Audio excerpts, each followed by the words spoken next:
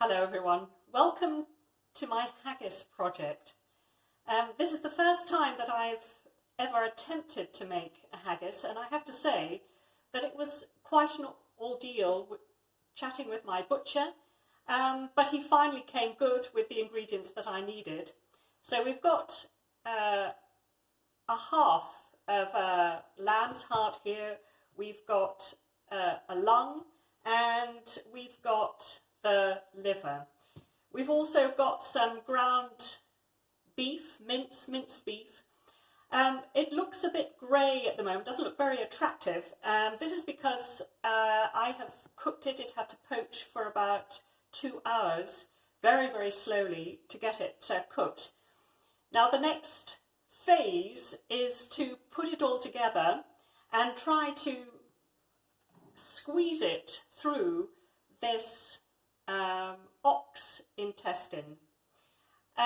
So the next step for me now is to cut up these, the liver, the heart and the lung very finely, mix it with some oatmeal, mix it with suet. I've got suet here to give it that lovely sort of creamy texture if you like, so it's not too grainy. Lots of seasoning, nutmeg,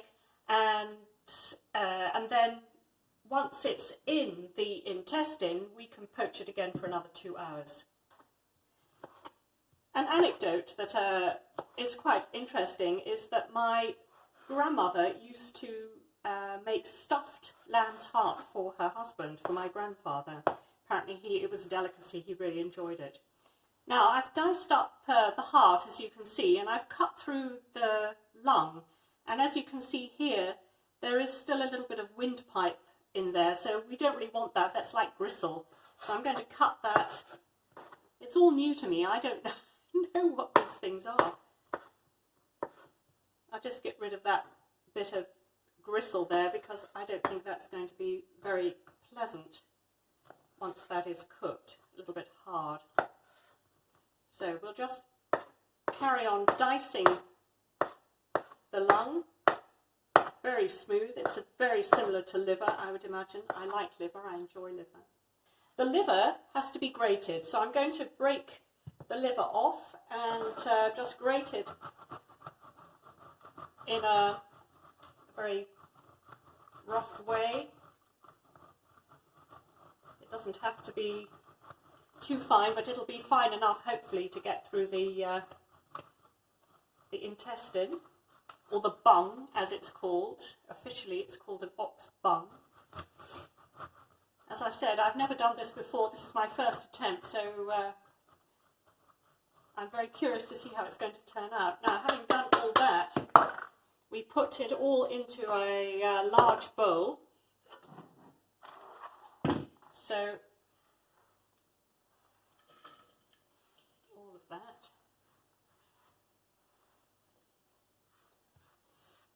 I was very lucky with my butcher. He was able to get the heart and the lungs and the liver without much problem.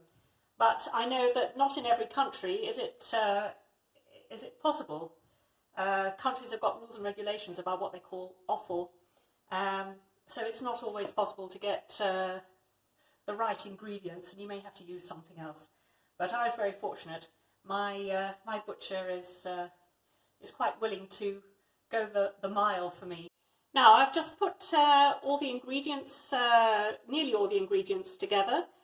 We've got the minced beef in there, and we've got the suet, the grated lung, chopped heart and liver, and I'm going to add now a whole, lovely, a whole grated nutmeg.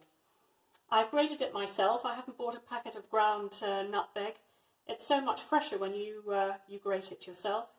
So there we've got, and we need about a tablespoon of coriander seeds. So that's all going in there. Now, loads of black pepper. So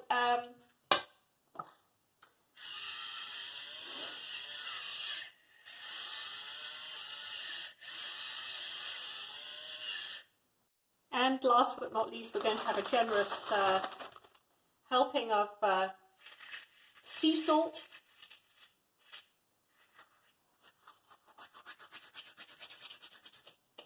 A bit more.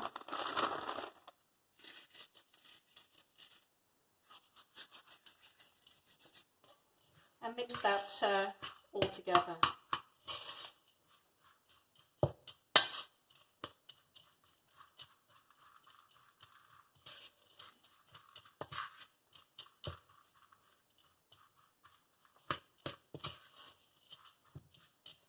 Now let's have a look and see the recipe. I got this recipe from Great British Chefs. So let's have a look.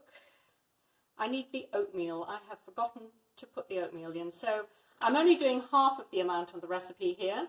So it says 500 grams of oatmeal, but I will do 250, I think. So 250.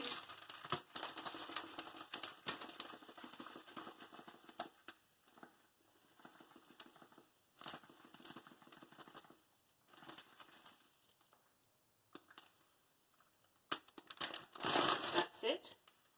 Now I'm just going to get right in there with my hands to mix it all up. The oatmeal, the salt, all the other ingredients. There's really quite a lot of it, so I may end up freezing a lot of it if I can't put it all in the bung. I can smell the nutmeg. It smells really good. It smells very gamey. Very meaty, spicy, lovely.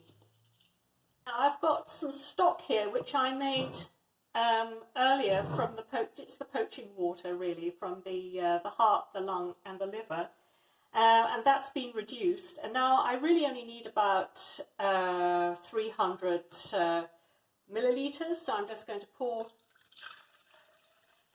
that. It's about 300.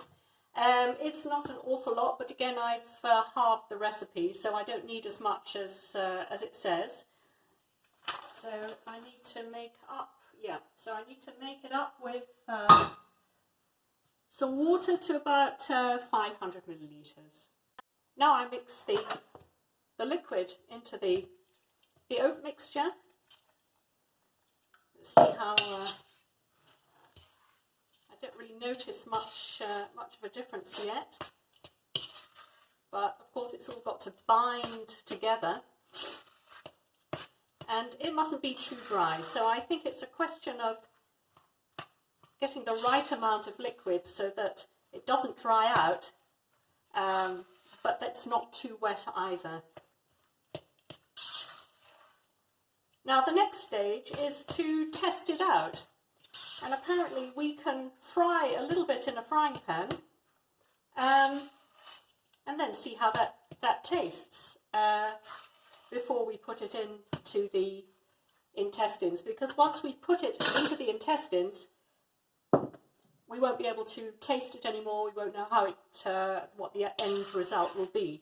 So in this way we can adjust the seasoning if it's necessary. Here's my bit of haggis sizzling away.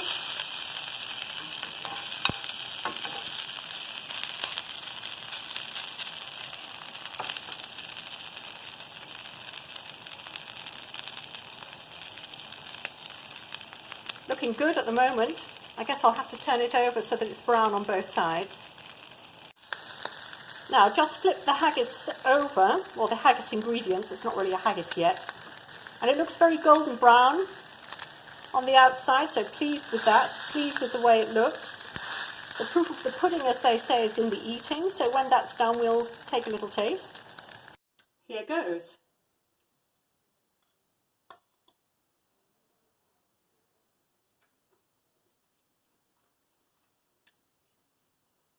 Oh, that's good. That's actually lovely. I can feel the nutmeg coming through, the seasoning, the black pepper, the coriander. I can definitely taste the coriander. And that's really lovely. So, now comes the fun part, of course, filling the bun. Now here's my bung. I've had it soaking in warm water. When it comes in at the butcher's, it's dried and it's salted, a lot of salt to keep it fresh. And I really wanted a larger bung, a big intestine, because there's quite a lot of haggis filling to go in there. However, I live in the Netherlands, and it was already fantastic that I could get a lamb's heart and a lung and all the other ingredients. So now is the challenge, really. I'm going to have to make sort of haggis sausages. It's not the real big haggis, but I think this is a good alternative, and I'm really looking forward to it. So hopefully I can make quite a long one. I've got about 2 meters of bung here, and now it's the clue is how to fill it. And I've been puzzling about this. I may need my husband to help, but I have got an idea of how to do it. So I'll just get prepared. I'll come back to you. I'm going to start by making a knot in one end of the bung. Otherwise the filling will just fall out. So it's very slippery and sort of slimy. This is not for the faint-hearted. You mustn't be squeamish here. And then here is the opening. Now my idea is to fill this pouch with the haggis mixture and sort of squeeze it into the bung. Normally you'd use this for piping icing on cakes. Now I've only put a little bit of haggis mixture in the pouch, just in case it doesn't work, and then I'll have to think of plan B, whatever that is. But I've put the bung over the edge of the pouch, and now I'm just going to squeeze, and you can see that the haggis mixture is actually going into that bung actually quite well. If you make sausages at home, you will probably have some great apparatus that does this all not mechanically, but one press of the button. Oh, there we go. Yeah. So just get that on again, and well, actually, I think what I'll do is first see if I can just push that down through there, and that's going down really easily. So there is a little bit of haggis already in the bung, and now I just have to, I think I'll fill a bit more.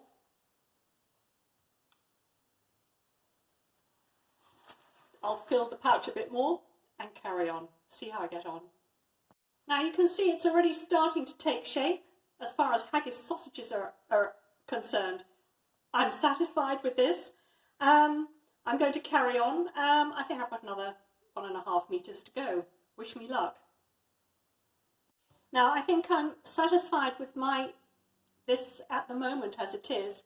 I've left a bit of space at each end. There's space here and space here, because with the porridge oats, with the oatmeal, it's going to expand when it gets poached. So I think this is quite a good size, and I will continue and make the rest. Well, the bowl is empty, and this has really done its trick. Here are the haggis. I think they just kept getting bigger and bigger. Never mind. There is a little bit left for a small one here. I'm going to poach them, and I believe that once they're poached and they've cooled, you can freeze them. So we'll have haggis for the rest of the year, I guess.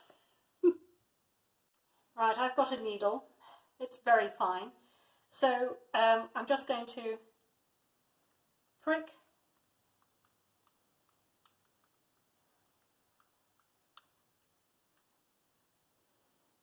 That's that. Now I've placed the haggis gently in the water, I'm going to bring those very slowly to a simmer.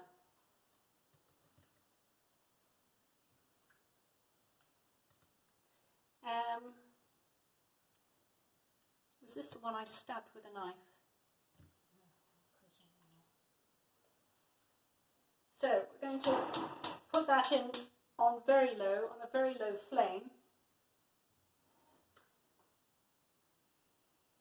And bring it to a very gentle simmer.